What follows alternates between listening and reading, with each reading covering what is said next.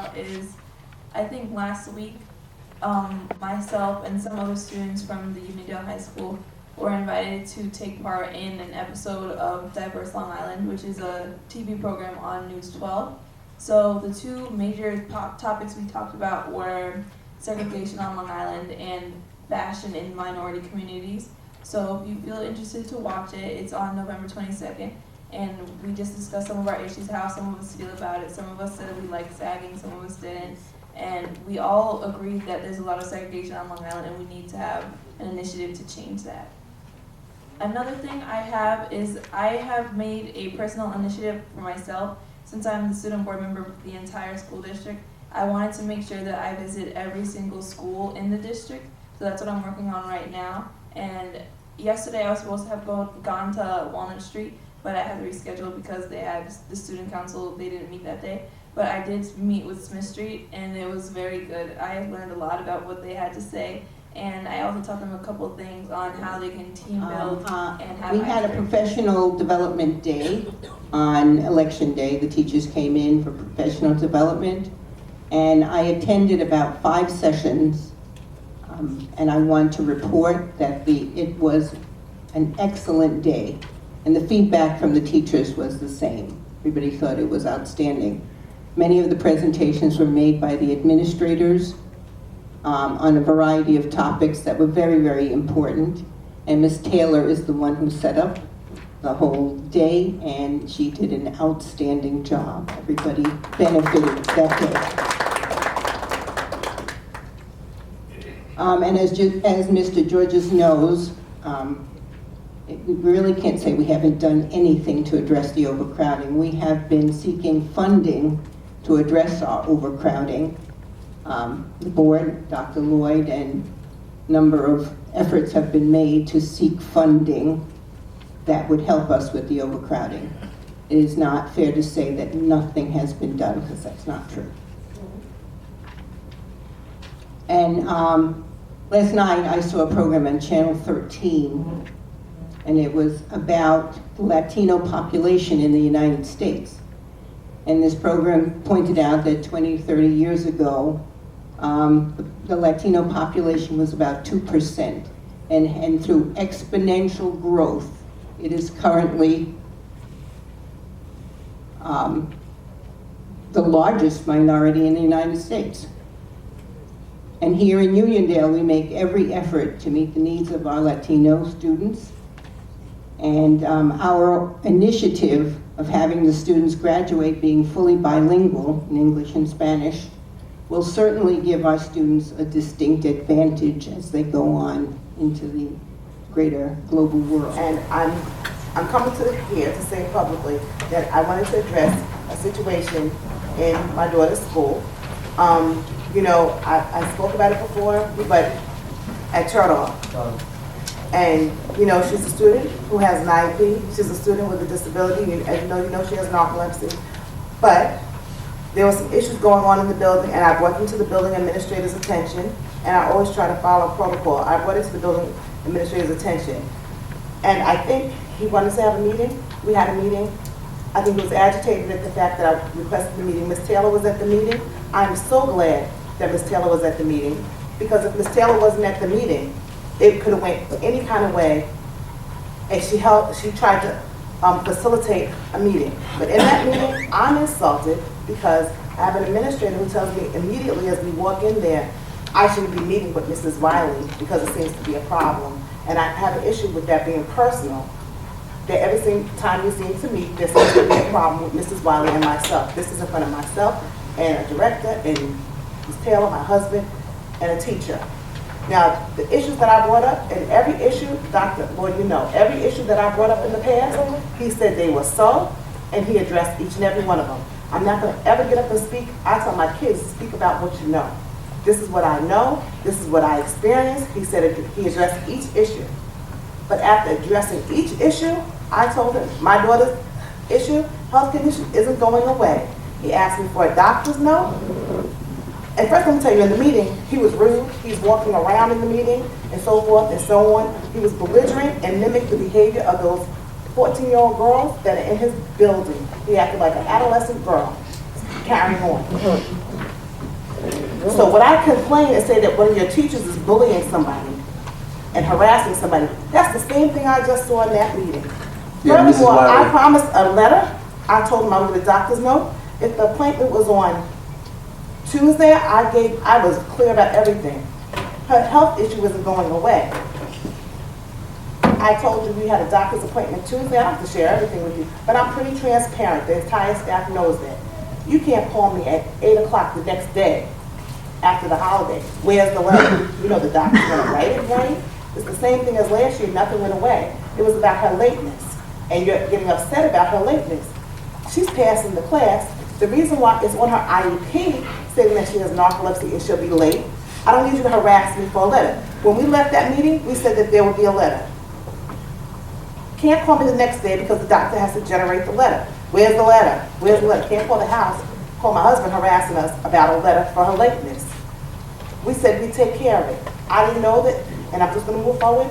But today, after all of this happened, and I called your office today, but after, I didn't even know that he had called her down after he spoke to my husband.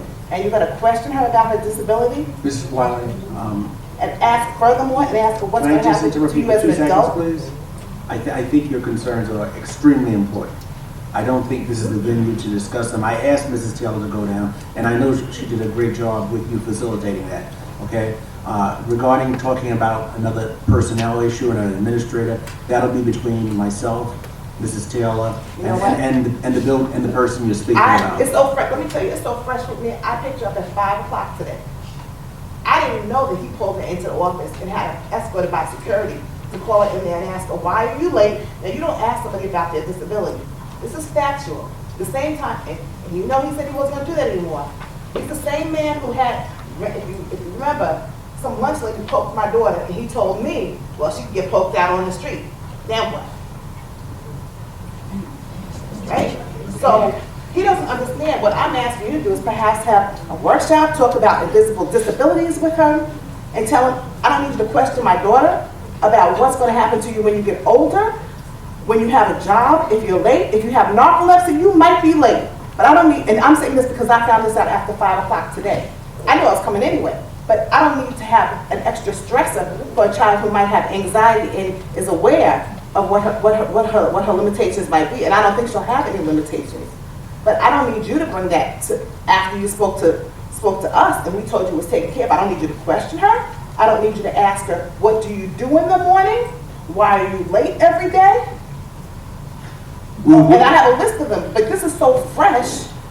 This is after somebody told you that we would take care of this, that you're not going to pull her in the office, you're not going to do any of that bullying stuff that you've done before, and you're going to call her in, have her leave lunch, call security, and have her walk down to ask her these questions. Totally inappropriate. If what you said occurred, it is totally unacceptable, and I agree with you. I'm not We coming to will, make myself look crazy. I speak the truth every we time. will, I promise you, I will personally check it out. We'll get back to you on it, and that's all I can say right now. I just don't think this is a proper venue to talk about that. We will definitely follow up on it. I'm telling you, and the reason why I said I will stay here, and I try to stay because that's like, people need to understand violating some of these civil rights. You'll explore it, but then you don't want that to come into here. But he continuously does that to prove that he's in charge. Now, that's what I need to say to you, because it's a bit much. Thank you. My name is Johnny Wiley, attorney in Northgate Court. Good evening, family.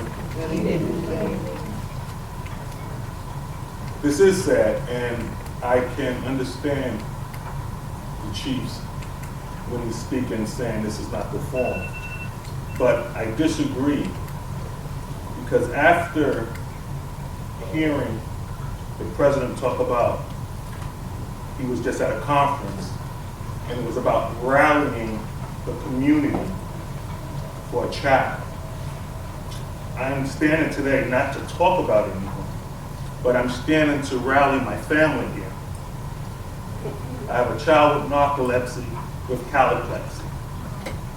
13-year-old daughter that can fall asleep at any time, just fall out.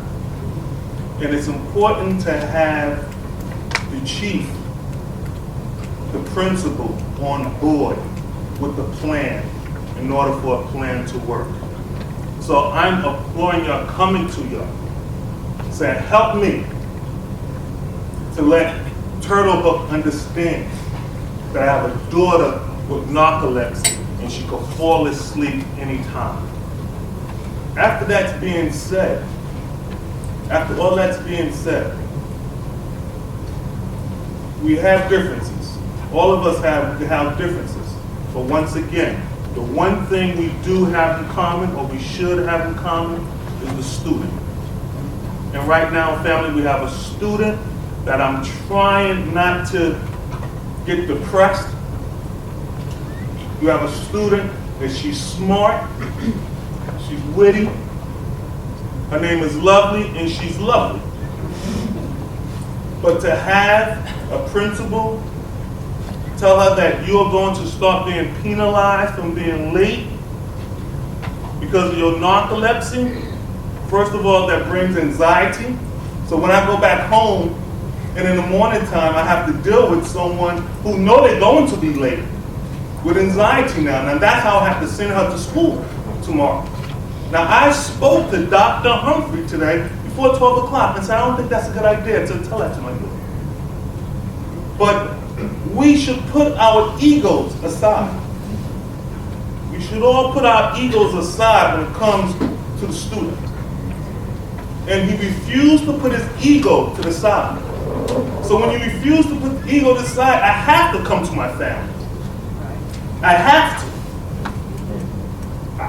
It's embarrassing. And it's shame for me to come here, being a taxpayer, to fight for my daughter because someone that's a principal of a building refused to acknowledge her sickness, to refuse to acknowledge the situation at hand. And because he's the principal, think he can bully and everything go his way.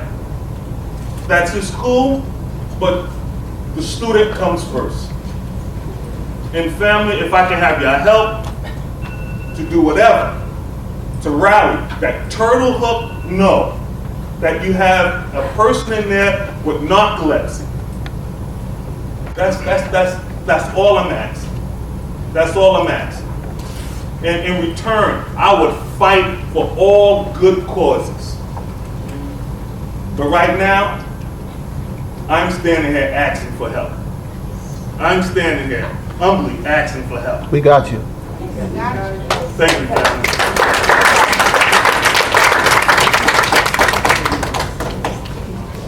Some idea of how we intend to resolve this conflict. Can you just, off the top of your head, tell us what you have in mind?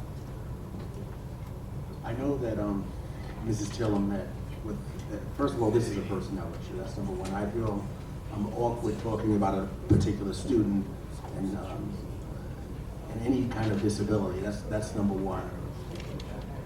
But what I will tell you is that it will be resolved. It's inexcusable for a building principal not to be involved, with the young adult. I will check it out first thing in the morning. I promise you that. I'll definitely have a meeting with Mrs. Taylor, the building principal, and all the key people as we did before. And I think we met with Sean McDermott and teachers and everyone. I think we need another meeting like that again to find out what exactly is the situation. It's totally unacceptable for a youngster to be treated in that manner, or for a parent. And I'm embarrassed myself for community members to come up and say something like that. You're taxpayers in the district and you deserve to be treated like kings and queens. So I am just really disgusted to even hear this. And I promise you I'll check it out. That's all I can tell you. And I'll invite you back, okay? To my office.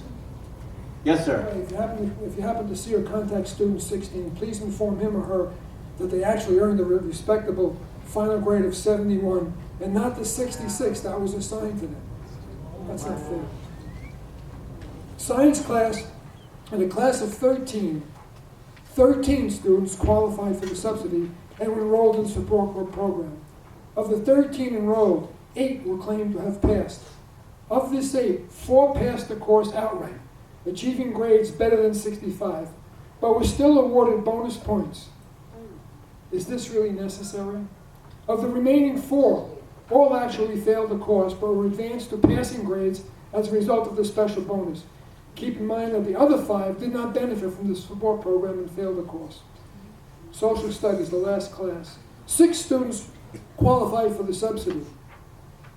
3 were claimed to have passed the course, but all 3 required the additional special bonus to reach 65. In essence, all 6 enrolled in the program had actually failed. Keep in mind that the other 3 also did not benefit from the program and went on to fail the course. With the somewhat limited data you provided in the presentation, one would still hope to find trends indicating some measure of success for individual students. For example, early difficulties requiring academic support and grading subsidies in marking periods 1 and 2, which is earlier in the semester, followed by midterm and late-term academic achievements for marking periods 3 and 4. That would kind of be a positive trend. Someone started out poorly, enrolled in a program, reacted well to the program, learned, and went on to pass.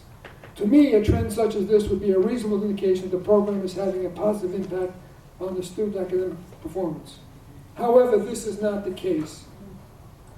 In math class, this occurrence was evident in only 2 students out of the 9, which means those 2 students are the only ones who start out poorly, were enrolled in the program, and seemed to receive that program well and passed, but that was 2 out of 9. In English class, the occurrence was evident in only 3 students out of 11. In science class, this occurrence was evident in only 6 students out of 13. In social studies, the occurrence was evident in only 1 student out of 6.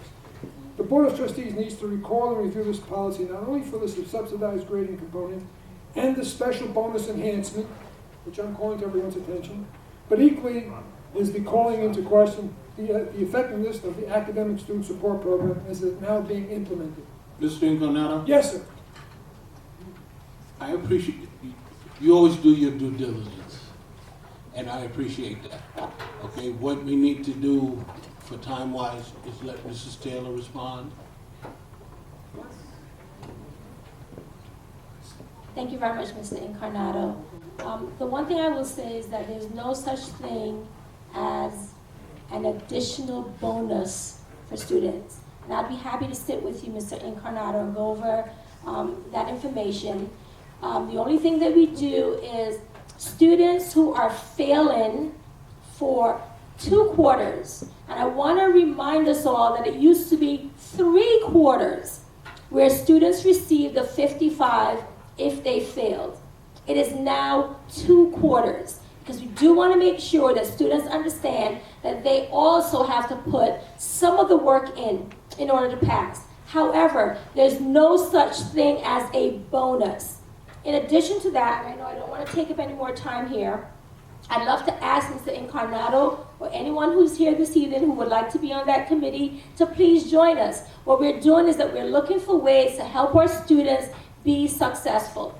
And we're doing what many other districts do, some for 4 quarters, some for 3 quarters, but we're doing it for 2 so that we can help students who are struggling. The 9 students that you're talking about, 1 out of 9, those are 9 students who are struggling in a subject area and does need some assistance. So we're not giving students an additional bonus, Mr. Incarnato, but we are, according to board policy, allowing students for the first 2 quarters to get that 55 as a way of saying to them, hang in there.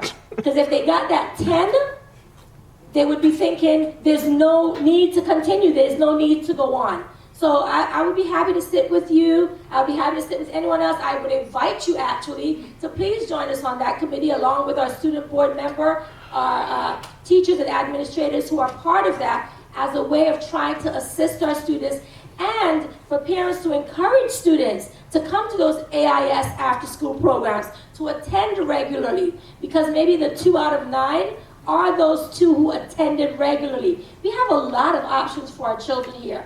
I see Johnny shaking his head. A lot of programs for our students, but we also need students to attend those programs in order to get the best benefit. And I guess as a community resident, and we appreciate what you're saying, we're not being idle. We're gonna review everything you said. You're welcome to join us on this committee, and we're gonna make modifications if necessary. So there'll be another presentation. Please join us. I'd put say, accept your invitation. Thank you very much. I've Here made because my I have a choice. couple of concerns. There were some things that were addressed, and I apologize because I have not attended the last board meeting or so due to work. However, I have some concerns. I'm going to be a parent of a child who is going to be in the pre-K program. However, it has come to my attention that the pre-K program is not offering any other services other than what appears to be a daycare setting. The students are not receiving, they're receiving they're getting taught, however, they don't have specials like you would in a regular, I know other programs that do supply, and I'm not saying that they should be, that they have to receive everything, but as pre-K students, I'm thinking, and some other programs that I have visited, that they would at least receive like art therapy or gym. It is my understanding because they are at Sharpe that they do not even have access to the gym and that everything is being done in the classroom. So I'm inquiring because my child is going to be a part of that program in the coming year. So I just want to know where we are with that. Thank you very much for your inquiry. I was actually there this morning. I was actually in classrooms this morning at Schubert, seeing students clapping along with a group that comes in to work with the students in song and movement. I was there as Ms. Smith took her students outside to have their motor. Fine motor. I'm sorry? Thank you. Their fine motor skills and other skills put in place. I walked out onto the playground with those students. Those children are absolutely 1,000% getting music. They're getting art. You look at the bulletin boards. We can go again tomorrow morning. I'll ask you to come with me. I'm very transparent, so I don't just say this is happening. I will meet you there tomorrow morning. You can see the bulletin boards. You can see the children's artwork.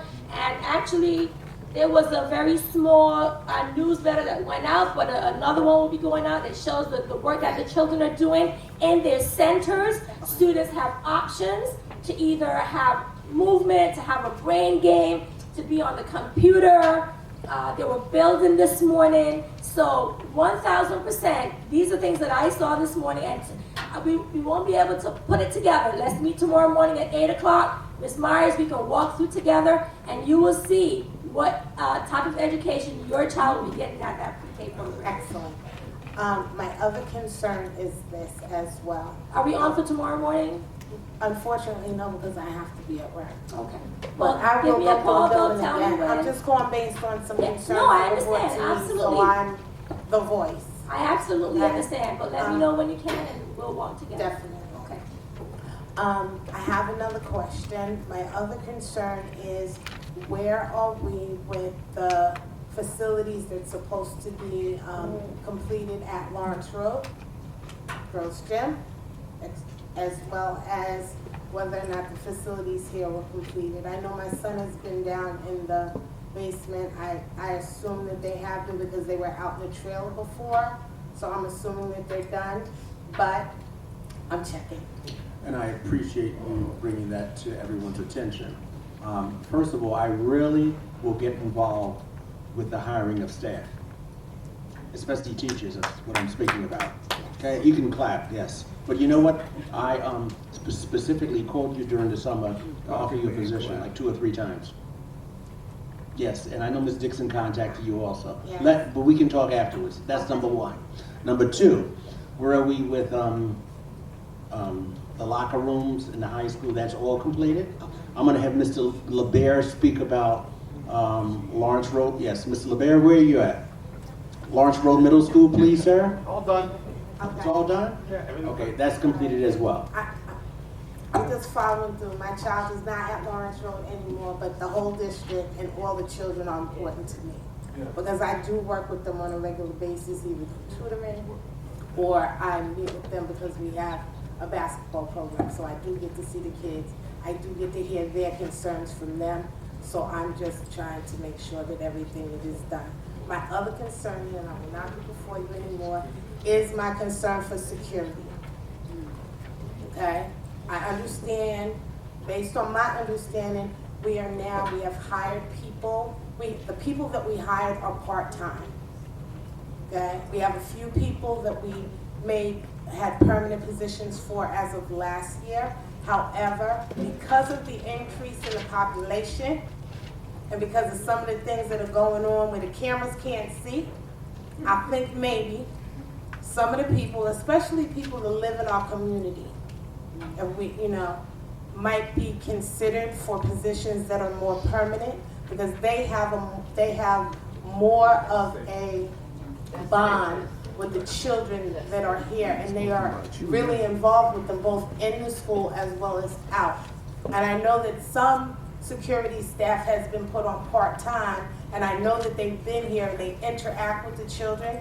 And I'm concerned only because not only are they involved with our children, but they also went to school here. And then they can't get a job here. I'm kind of like, let's advocate for our people, especially for the safety of our children. So I'm not sure where we are. I hope that we're hiring more security to support them, but specifically security that's involved with our children, that see them on a regular basis, because they're both involved with them both when they're here part-time and as well out of the building. I know part of the board's initiative is for us to make sure we have a safe and secure environment for all children. With that in mind, we are in the process of writing a $1.5 million grant that we should know we're going to be accepted probably in about 4 or 5 months from now. This is for next year, which calls for the hiring of 18 additional security guards. Now, with security guards, let me explain something to you. This is my opinion regarding that and safety. Safety is of the highest priority in Uniondale, before anything. That's number one, okay? Based on the board's initiative, we have state-of-the-art cameras here. We're one of the very, very few districts in Long Island that have state-of-the-art cameras. And that is revealing, because you go to a superintendent's hearing, and we will actually show the parent what's taking place, and they'll be amazed, because everything is in denial. So we do that not just to be proactive, but to be preventative as well. So we can. And I commend the district on that, because I do realize the cameras that were put in, especially the ones at Lawrence Road, okay, that helped to actually prevent some bicycles from being stolen. But you still need one more camera there. So we'll talk about that. Thank you. Okay, thank you very much. May I, Mr. President? Yes. I just want to say we really appreciate, and Mr. Sharpe always says this, we appreciate it when you come before us and you ask us these questions, because a lot of times there's a wind swirling in the community where they're trying to make it appear something that isn't. So if you have any questions, and a lot of you know us, you can approach us at any time. You can call us. Our number's on the calendars. You need the district secretary to get in touch with us. Ask us, and we'll tell you exactly what it is, because a lot of people are trying to put things in your head that are not true.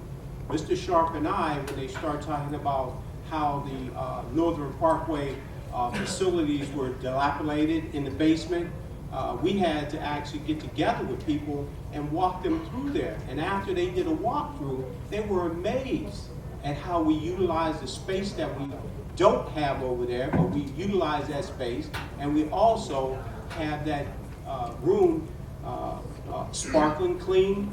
It's bright colors. It's escape windows. I mean, people were coming up with all kind of stuff that the kids were locked in a dungeon. They had bars on the window. I mean, if you don't see it for yourself, you can't judge what's going on. So at any time, come and ask us. But we appreciate you coming forth, Ms. Turner, and letting us know that information, which you see at this time is not true. Thank you. Sort of okay now, but when it gets to be real winter, kids can't go outside. They should have access to a gym. And there is a nice gym. because I was there, and they do have a gym, and they were actually playing basketball. It's not a gym like we have at the other schools, but it's a big recreational area where they have set up, where kids are taken there if they don't want to go outside and they play basketball. I spent about 5 hours there, maybe 2 weeks ago. I went to every single classroom. I spoke to some of the teachers. I spoke to some of the aides. I spoke to Dr. Jackson. So I spent a lot of time there because I had the same concerns that she had, that people were saying, oh, this is not this, or this is that. And you know what? I went to see myself what was going on over there. So I made time out of my day to take a look. And when I went, I was surprised at, you know what? How well it's being used, how well it's being run, being that it has only been in place for such a short period of time. Okay, I think, let me finish. I'm not finished with my statement. I didn't say that you were. Okay. I'm not asking you not to finish. I'm asking you to respond. Ms. Blanco, I appreciate your comment, but just, let's follow the protocol, and you can get up and speak. Mr. Georges, thank you. Okay. No, you referring to the annex, but there is a nice gym in the building right next to where the kids are, the classrooms. It's not being made available to the youngsters. Mr. Georges, I can help, so we can just add closure to this. Okay? Yeah. First of all, it's a GP room, and they have a basketball area there. Not only did I contact the superintendent of Baldwin, and we tried to negotiate for that gym, I said that's unacceptable, so she said she would go to the Board of Education in Baldwin. They said, no, we can't use the gym. The Board of Education in Baldwin. So we did proper protocol. I contacted a colleague, my superintendent, and we've also contacted the Board of Education, but they said no. But however, the children do have a GP room, as Mrs. Blanco just said. Okay, I know they have a nice gym, and like you just said, they're not making it available to us, although we are paying. So maybe we should look into that. That should be unacceptable. Mr. President, may I please just Yes, say one please. thing, which is Then we that, can move on. yes, which is that this program is a state-funded program. Therefore, the state is in that building. The state is following the program. Christine Lopes and I and the building principal met with Quality Stars last Friday. This is a group of people working with the state that's following this program to ensure that it is a quality program, and will be rating it and supporting the building to make sure that it's quality. So anything that's missing out of the program, they're definitely going to bring it to our attention to make sure that that program is in line with all of the other quality programs in New York State. A GP room is not a gym. They have a nice facility, which is a gym, and they're not allowing us to use, which should be unacceptable. There is a distinct difference between a GP room and a gym. We have GP rooms, the physical exercise in the GP room. There is a gym in the building. It should be made available. And I'm shocked that the Board of Education of Baldwin would take that position. We need to pressure them to change their minds.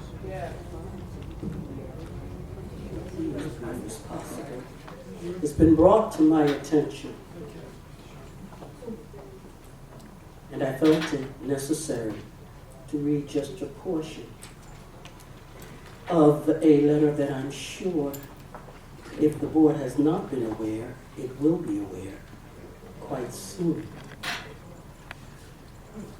The letter was addressed to Ms. Tina Urbatus, Appeal Coordinator, New York State Education Department, State Educational Building Office of Councils, 89 Washington Avenue, Albany, New York. Appeal number 20237, Williams versus Uniondale Union Free School District. I Okay.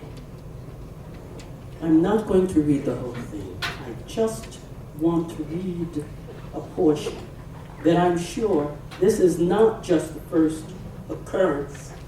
It probably has happened many, many times ago.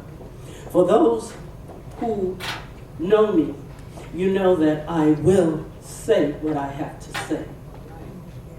And I do not bow down to or turn my back on or am afraid. Because you see, when you're on a mission, you can't fail. That's right. Okay? Now, my mission tonight is to read a section to you. The district's teachers union has struck again, and it has used the district's email system to promote a candidate for election. It does not seem like the district's warning or threats have been taken seriously, or that there is any concern about constitutional prohibitions.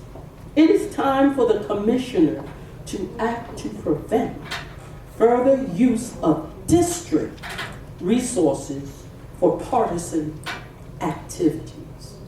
Now, what do I mean by that in plain English?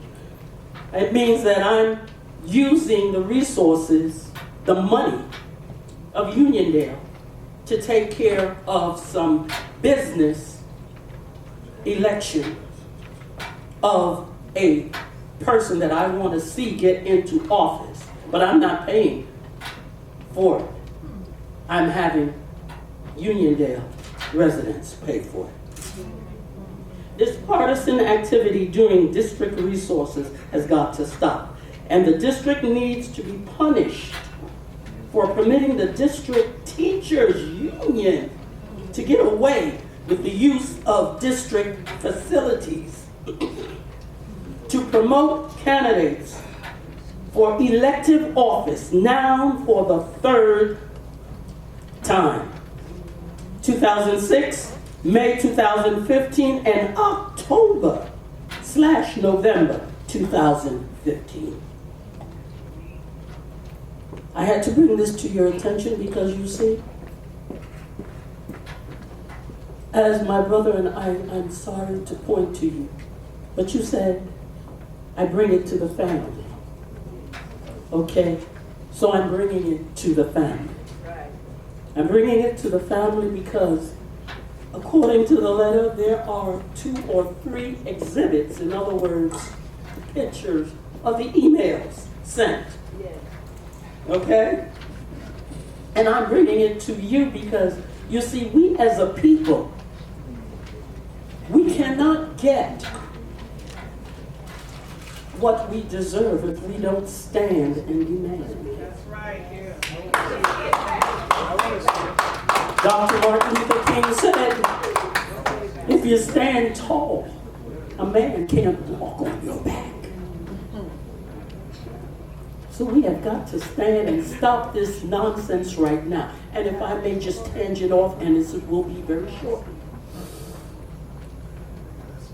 It was stated earlier that the leading population, but if you're a history buff, if you've studied Van Sertima, Dr. Ben, Dr.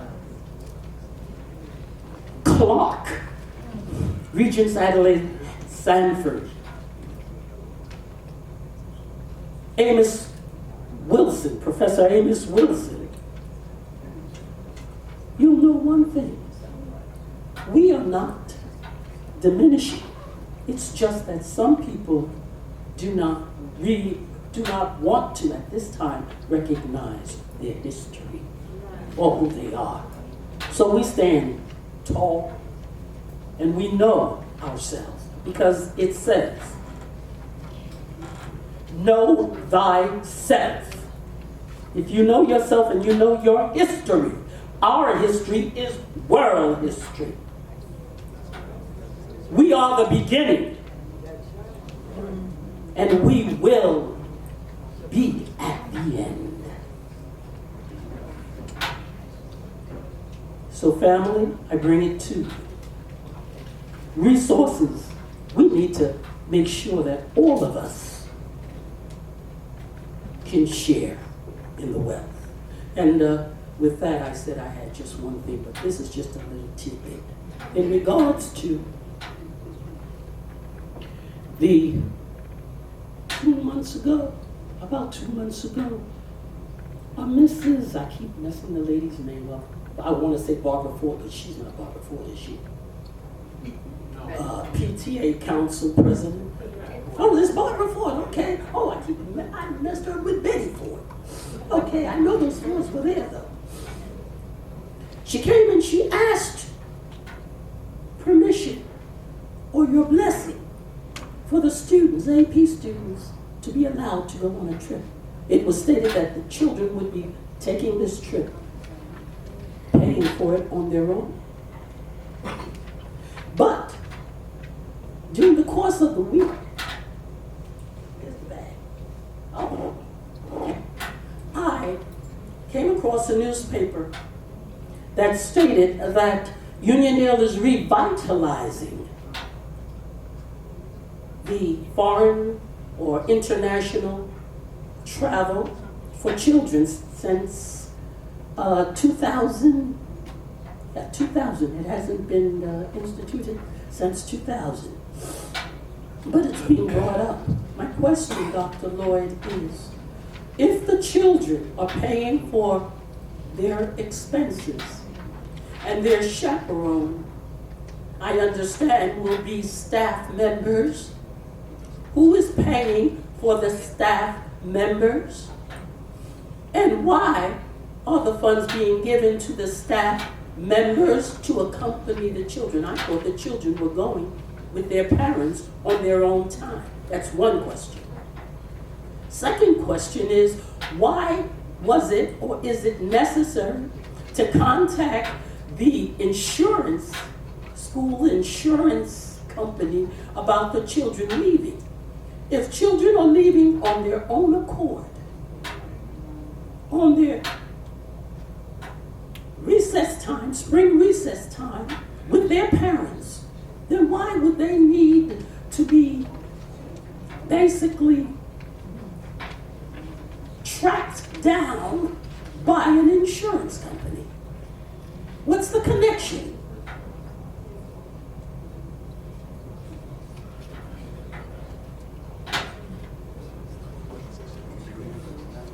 Mrs. Wiggins, regarding the paying of the chaperones, don't quote me on the exact figure, but for approximately every 10 teachers, approximately 10 students, 10 students, one adult would go free. I think that's approximately correct, okay?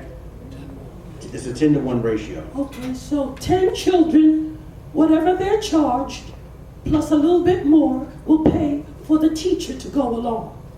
Am I right? Now, the teachers, they get salary, and they go on vacation all the time.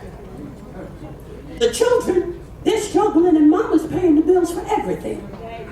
So why is mama and papa working 2 jobs to pay the teacher to go to Europe? Well, if I presented it just like you did, I would probably get a standing ovation. Now, there's reality, and the reality is the teachers are going during vacation on their own time.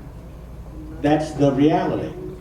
The teachers are going during vacation on their own time. Why aren't, since it was a parent who came here, why isn't the parents of the children accompanying their children to Europe if they wanted their children to go to Europe? Why would a parent prefer a teacher to go? So this is not a vacation, so just please get it out that this is not a vacation. This is an instructional, educational trip aligned to the curriculum. And certainly we've also extended the opportunity if a parent or two may want to go as chaperones, certainly they are allowed. But in order for for students to be able to come back and complete the projects and the research papers that they must complete, obviously the teachers who are teaching the subjects must accompany the students on these trips as well. You see, this was not presented when Mrs. Ford Ford, when Mrs. she came Williams? and presented it. Mrs. Williams? Oh, well, Yes, yes. it was. Okay, but I would just like to show you the newspaper that says Uniondale High School revitalizes international travel program. Bilingual. This is your newspaper. Mrs. Williams, when Mrs. Ford came, she was not sure whether we were going to approve the trip or not. We had discussions that we needed as far as security, that we needed as far as legality, and things like that. Our first and most important concern was the protection of our students. I asked, and the board asked, U.S. Consul, where is it?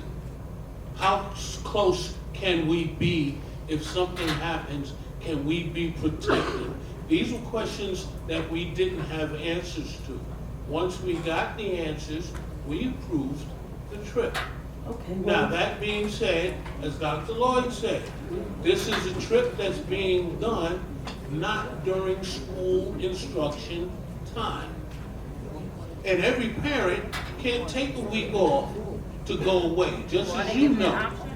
People gotta go to work. And if their students are fundraising to go on this trip, then I'm sure some of the money is coming out of the parents' pockets as well, and they can't take days off to go. But nobody has been restricted for not going. well, Mr. Sharpe, I thank you for everything that you've said, but I still stand that when the trip was spoken of, at least I was under the impression that these children, because their APs, the parents had gathered together and said, we're going to take our children because they're working well, we're going to afford them a trip abroad. And therefore, and that's why the question, and I wanted to ask Miss Ford, and I kept saying, well, why does she have to come to school? If you know per your records, I stated at that meeting that there are, well, at a subsequent meeting, that there are schools where children do go away during the recess, either Easter, spring, whatever you wish to call it, but they do it at their cost of their parents, and their parents may accompany them. Okay? But if you were revitalizing a program, the only way I found out about revitalization was, hey, I went to get the papers for my dogs. Okay? I'll be honest with you. I take them up. Dr. Mangum can tell you, when she was an administrator in this district, she had students that went abroad. I'm only telling you what I Okay, okay, you but read thank what's you. in the paper, and I'm glad you're here for us to clarify. Right, and I also saw You in can the throw that minutes. paper away. I also saw in the minutes where it stated about the staff being those who will accompany the children on the trip. Because as Ms. Okay. Taylor said, You it know, is curriculum related. And that's why, and I can tell you, that's why Mrs. Ford is not here right now, but she got the answers that she asked. thank She you. got I the wasn't- answers I that she wasn't asked. wrong. Is this about a PTA meeting? No, Is that what you said? I said I'm a member. Oh. And when I attended the meeting, and he was there, and one of the concerns, Mr. George. yes. One of the concerns that was brought up is they had a few students, that's Asian population over there, and they don't have any teacher that can assist those children in their needs. So that's a concern, and I just want to bring up, you guys aware of it.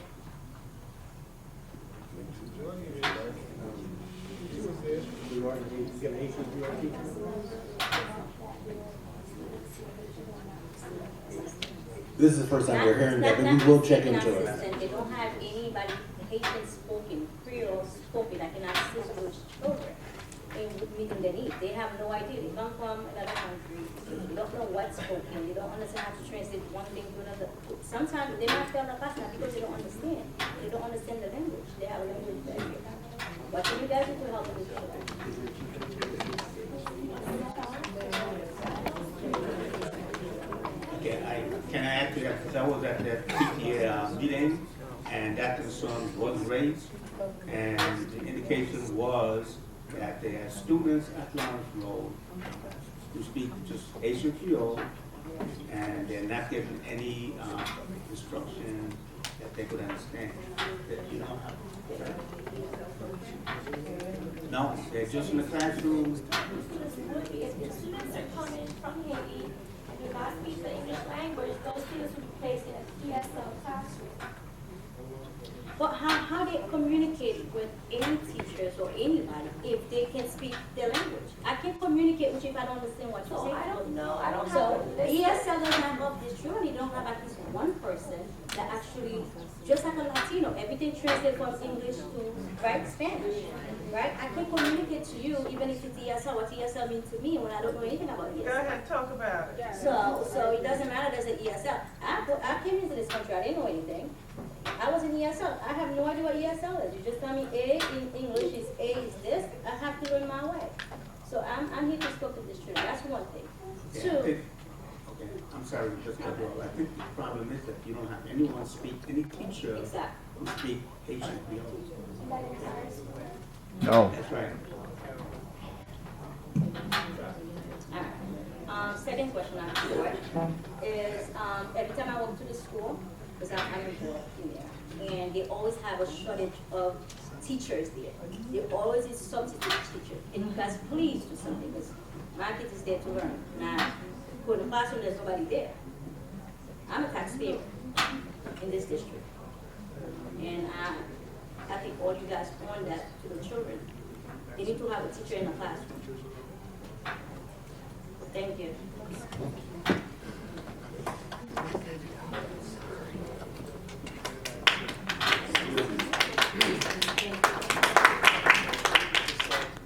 Do we have here in the district? Consultants? Yes. Dr. Zaversky, or any consultant besides Dr. Zaversky? Seneca. To the best of my knowledge, because I was asked to respond to a very similar question, we have Dr. Zaversky, who, I don't know if you want to label him a consultant, but he's conducting a demographic study. He's getting our money, right? Yes, he is, Paying yes, him, right? yes. Okay, you're the superintendent, and assistant superintendent, so he's coming in, what is he gonna, you gonna pay him out your pocket, or is it coming out of our pockets? We're paying him through BOCES because the district receives approximately 53% in aid. So for every dollar we spend, it's the best bang for the buck. He's coming here and we're paying him through BOCES. But he's telling us stuff that we already know. We're required by law, if we're going to do any type of expansion, within 1 year to do a demographic study. So the demographic studies we've done previously are kind of, if we have to build another school, are irrelevant. Is that Cornelius Court over there? That's Cornelius Court, right? Yeah, over where I live. Yeah, that's Cornelius, That's right? Cornelius Court, right. Why we couldn't refer that school like they did in Hempstead? We may. Don't we spend all that money over there in Baldwin? I think it's not fiscally prudent to say, you know what, we need to revitalize one particular school without looking at historical backgrounds and doing a clear forecast for the projection. Because, you know, Baldwin experienced something that's, to me, if I was a taxpayer over there, that's devastating. They closed 2 schools down. 2. And we referred the school, right? I'm sorry? What did we do? We cleaned the school up and made it ready for the kids to go in there, right? We cleaned the school up and made it ready for the kids to go in. We're leasing the school, Okay. Didn't you have to go in there and do work? minimum. It was all done. We went in there, they kept that school extremely well. So why they closed it down? Because of, strictly because of enrollment, lack of enrollment. They closed 2 schools down. Another thing, you said we got high-tech security cameras, right? We have a state-of-the-art camera system. Okay. Lawrence Road, night of the election. Cameras wasn't working that night when the machines was tampered with. We had one let's put it this way. Throughout the district, cameras don't work. Cameras may not work in the high school as well, sometimes. Okay, there was one, sir, I'm answering your question. You said that we had high-tech security. Ex- It should work all the time. I didn't say security, I said cameras. Cameras, same thing. Okay. But there was one camera that was out and was not working at Lawrence Road. Okay. Another thing I had, he was talking about people being disrespected as far as people that work on your staff. I was here, not last meeting, the meeting before that. President, he was very disrespectful. To whom? To me. Not the last meeting, the meeting before, when you had the problem with when Tarina was talking to Mr. Cubas, and you said that you did not hear him say what he said, and he apologized for something that he said.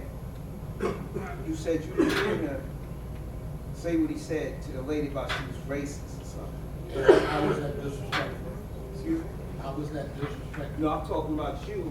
When I was talking to Mr. Neville, you said, Mr. Neville, we have another meeting. All right. Now I'm talking to this man, and you're telling him that he's got to come on. Everybody else was standing there. That was disrespectful on your behalf.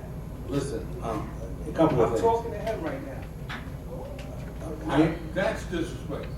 Well, He's you trying to can answer. say whatever you He's want. I'm trying- talking to you about you being disrespectful to me. Okay, that's fine. I apologize.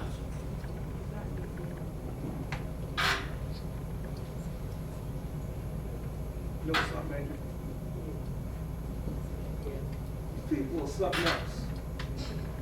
And you're gonna be dealt with. You're gonna be dealt with. You better start treating people in the district a lot better than you Is do. there anyone else who has public comment? If not, we will move on to old business. I've been attending these meetings for about 2 years. In the process of these 2 years of being at these meetings, this board has not been working effectively at all. Right now, you give a great show. The show is that you're really involved, but this board should be in policy making. You guys do not discuss policy at all. They're supposed to be addressed in public. We hear monologues. We hear vice presidents defending liars. Every statement that comes from this board should be about policy, not about how you go to a meeting or you go to a seminar and then you talk about what you did at the seminar, but you never tell us how it's affecting you. How is it affecting this district? How are you bringing it back for information to help the district? You just talk about it. I ran because I wanted to make sure that we helped our children. You guys are wearing a mask that everybody can see. You're fooling just yourselves. You look up in the air. You're not engaged in any committees, any subcommittees. You just sit there and you allow the superintendent to dictate what you should be doing. At the last meeting, I was threatened because I'm bringing information that seems and appears to be corrupt. I was threatened bodily harm because I'm bringing information. I'm going to tell you right now, I am not to be moved. I will not go anywhere. I want you to understand that. This room is filled because of people who care. This is an example of the community who actually do what they say they do. You sit here as a farce.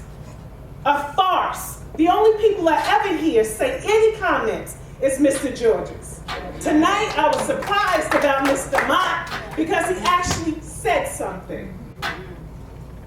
This board, I'm serving notice right now. We are not standing with you for corruption. We are not standing you for nepotism, and we will not stand with you for cronyism.